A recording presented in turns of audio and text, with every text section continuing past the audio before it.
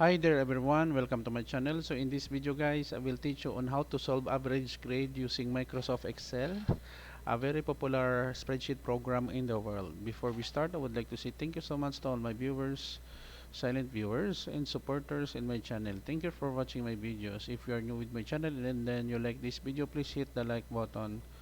Don't forget to share and please support my channel guys if you are new by clicking the subscribe button. So let's begin.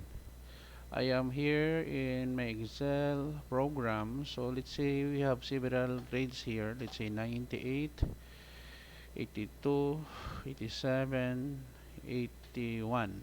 Now, so we have four grades. Now, the long method in solving is we have a formula here equals cell open parenthesis A1 to A4 slash 4 slash mean divide by 4. Press the enter key up. So ang formula, sorry, A2 plus A3 plus A4.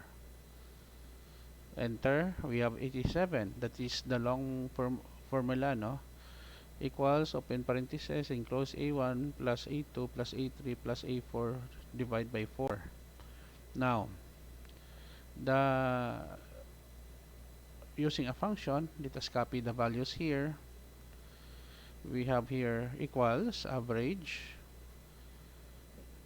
A1 to A4. Okay, A1 colon A4, we have also 87. Same result is being achieved.